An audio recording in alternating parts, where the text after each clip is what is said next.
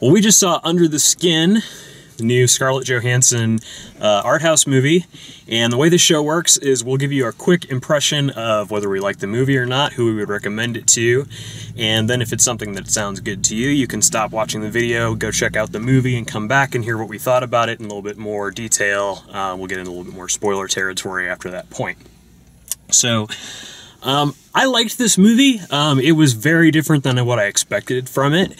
It is an art house movie through and through. There is some sci-fi elements to it. It's definitely, I would categorize it as suspense. There's a lot, it's just an intriguing movie all the way through. You're always wondering what's going on or what's happening. People looking for a really big payoff to that probably won't be happy with it. It doesn't really have like a huge, there's not a what it all means moment that happens in it. So from that perspective, it's kind of an abstract painting. You're gonna get from it what you get from it, and not really, none of us are going to agree about what this movie was about. So that's my quick overview. What do you guys think? I also loved it. I loved that it kind of had sort of a retro 70s sci-fi vibe, very minimal storytelling. Reminded me a lot of Under the Black Rainbow, which if you're familiar with that film and you like it, go see this one. Kind of like Hitchcockian moments. So if you're like a big like Hitchcock fan and I don't know, you like that kind of stuff, I would definitely recommend this movie. Yeah, I agree. I thought it was really enjoyable. Having read the book and comparing the two was in my head was very interesting. So I think that it would be for people who have read the book itself, and for people who really enjoy some sort of artistic film in that way that, again, you aren't going to get, a coming to an answer moment, but you're just going to enjoy how much intrigue there is throughout the film and questions that you're posing to yourself along the way. Yeah, I really loved it. It's a movie that really keeps you on your toes the whole time. You have to pay attention. You have to be an adult about it and, make your own judgments. It really reminded me a lot of the movie Upstream Color in a lot of ways, and that it does not hold your hand at all. You have to go through it and pay attention, but you're so rewarded if you do, and just a really fantastic movie. Also kind of reminded me of The Man Who Fell to Earth. Yeah. Kind of a lot of echoes of that, I feel like. Very 70s existentialist sci-fi. Really loved it. Cool. So if that sounds good to you, check it out. We're going to get a little bit more discussion here and kind of dig into some spoilers and talk about what the hell just happened. So a couple of things. One of the things it said in the trailer was that basically the trailer's comparing this to a Kubrick movie. Yeah. Definitely see that. I can see that as well. It has sort of his just unflinching sort of style where you're just staring at something. Yeah. The beginning shot reminded me of the start of The Shining, like that long sustained shot. There's so many fixed camera angles. Yeah, it made me think of a lot of different horror films like that. It also kind of felt reminiscent, you guys are nerds enough to know this, of like a survival horror type game. I felt like I was playing Silent Hill a little bit while watching this. A lot of good moments of creating tension with empty space. And silence. Yes. I mean, I think what people compared it to is like 2001. It had a lot of that kind of feel. But I thought, I won't go as far as to say it's an entertaining movie. It's an intriguing movie. And I'm not saying that in a bad way. As an example, Mulholland Drive is a very abstract movie, but it's entertaining. That is a watchable movie, even though you don't know what is going on. Right. This movie is more watching it again is something that you would do to sort of see if you see the same thing or sort of re-investigate it. Yeah. Whereas, something like Mulholland Drive or something with there's just there's not a lot of action in the movie. It's a lot of slow, steady shots. The takes linger so long. Every one of them lingers way longer than you'd think it would need to, and that's one of the things that really keeps you off balance. The Johnny Greenwood-like score, too. It really reminded me of The Master. The score is really great. The other thing that it reminded me of quite a bit is the new television Hannibal, which is a fantastic television show. If you're not watching Hannibal, turn this off and go watch it now. That show is amazing, and what it does with sound, there is, like, unless you watch it with commercials, there is never a moment where you are not on the edge of your seat, afraid. Right. Like, it just takes the music and it's like all this like scraping metal noises and like just freaky all the way through.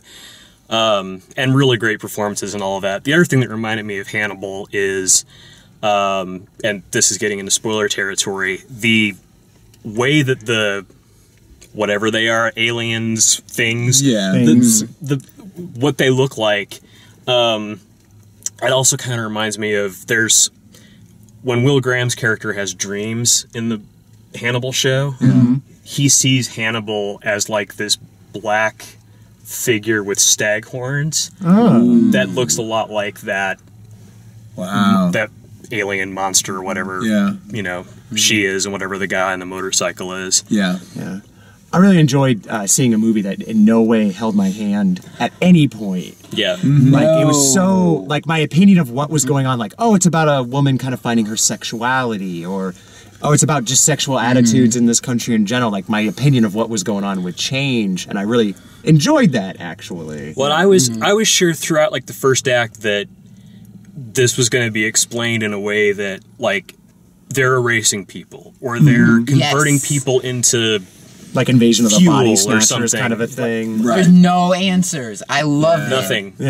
I kind of really loved that. Yeah, they actually do strip away a lot of the context of that, simply because I think in the book it's from her perspective and how she interprets everything that's going on around her. Especially the language is a big part of that, and I could catch that with like her very first interaction with one of the Scotsmen, and she has to ask him a couple times, where he's going and whatnot, and you can hear that, like that, and so even just with putting it location-wise in Scotland and having the aspect of it being a sci-fi film, there's like so many layers to it, just in a human way, like how we interpret. Well, even as a fellow English speaker, it was interesting, like, because their accents were fellow English speakers? Well, yeah, because you could pick out just enough of it, and you could really identify with her character of like, I'm trying to like figure it out what you're saying. That's really interesting, because I hadn't considered that was intentional, like that the accents being that thick was an intentional thing to throw off. Really? I almost wondered if they were like digitally messing with it to make them even harder to understand. Because it seemed it felt like they got clearer as the movie went on. Yeah, because she was interpreting it better. That's really interesting. Yeah, there's, like I said, there's just a lot of aspects. A lot of good things going on. I mean, I could go into parts of the book that they don't even get into, but I won't, because there's so many different parts of it. But it was, from that aspect of it, though, I'm glad that they didn't, for film's sake, because so many times films will hold your hand and just tell you, okay, well, we're going to wrap this up, and this is what this means, and this is what this means. There's no plot holes here. Right. And if it had been from her point of view... Like, I never felt like I was watching it from her point of view. I was watching You're an interpreter. There's no audience surrogate in the movie. Right. Which is really hard to pull off without being really intriguing and really interesting, and they were successful at that. I'm going to disagree with you real quick. I think it totally was from her point of view. We weren't getting a lot of her thought. Well, I would say we kind of were. Like, I think a lot of... Through her facial expressions, definitely. Through her facial expressions and through a lot of what was going on in the movie. The fog, for example, I felt like that was... There was a lot of use of symbolism to get across her point of view, I feel like. I think it was quite a bit... I think it was basically from her point of view, actually. Yeah, I mean, what I mean by that is that, like, it's not... it's hard to tell what she's thinking is not clear. Right. Right. There was no like a narrator. Her reaction to what's happening is unclear in that, you know, and kind of from what I gather, like from what you were saying about the book, it would seem more like you were like really her in like you can almost like place yourself in that position, like kind of see it the way that she sees it. Yeah. And in this, it's more. I'm not saying she's not the central character or anything like that, but it's just more of like until like the scene in the forest where she's like running away from the ranger. That's like the first emotion I saw her really have. Yeah, like Scarlett Johansson is an actress, like conveying an emotion of fear. Yeah, I think for like the first time through that instance, that sequence, I could think that that was as an actress, that's what like she was meant to do, or that scene was meant to implicate. However, through the character, I felt like there was tons of emotion, but it was different styles of emotion.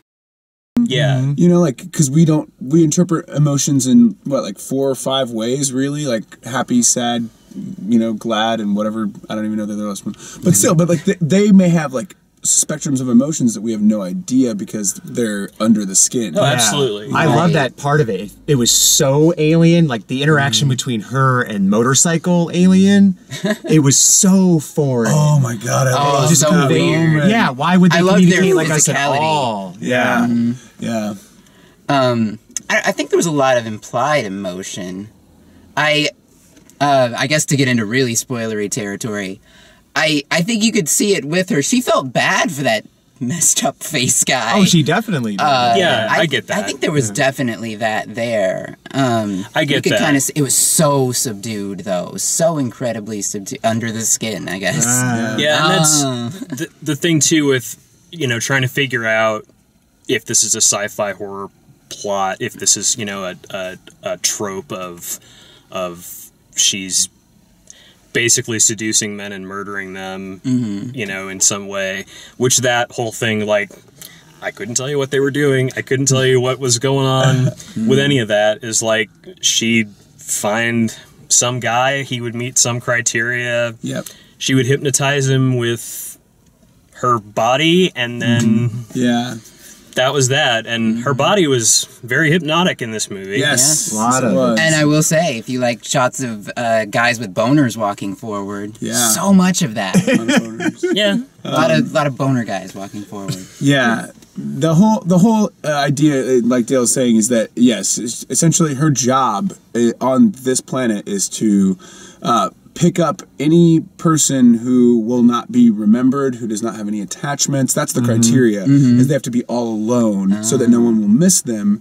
And then she gets to know them. And in the book, she actually has her own personal vehicle, which has devices that will knock them out in different ways. Okay. And so they kind of cut a lot of that stuff out because they don't want you asking too many questions about like why it's not this way or that way. Which is really smart because too many sci-fi movies try to like explain, and it gets to a point where you can't, like, you have to start suspending your disbelief about what's happening. Like, they're making it too realistic instead of just letting your mind fill in the pieces. Whereas it's interesting because the acting, at least in the parts in the van, was so realistic and so naturalistic. I think I read that some of those people actually were just real people. Yeah, it's true. Yeah, a lot of them in the film are just passerbys that were, on film. Which made it more unsettling, I felt. So much more unsettling. Knew, like, it felt like the real world. Yeah, I want to say, like, that scene where she face plants and all those people are, like, walking around and, like, people start to help her up. Like, that was a planted scene. Yes. Like, they didn't actually stage that, with actors or anything. Like Jackass with scary aliens. Yes. Johnny Knoxville and David Lynch got together and made a movie. Oh, man. So, that's our review. This movie was it was great if you're into this kind of thing. If you're not into this, you will not enjoy it at all. If you're willing to pay the price of admission to see Scarlett Johansson naked and a couple of boners, right on. Towards the time. 4 boners. Have at it. 4 boners. She kept count. Boner count. 4 boobs. Yeah, that's true. We did get to see it. That's equal out. True. Yeah, I did think to myself, that bra is going to be a lot smaller on her. I know. That's I what thought that too. Yeah. I was like, oh, that's going to be so uncomfortable for her. Well, thanks for watching our review. Please check out the rest of my reviews on YouTube and at dalemaxfield.com. Thanks for watching.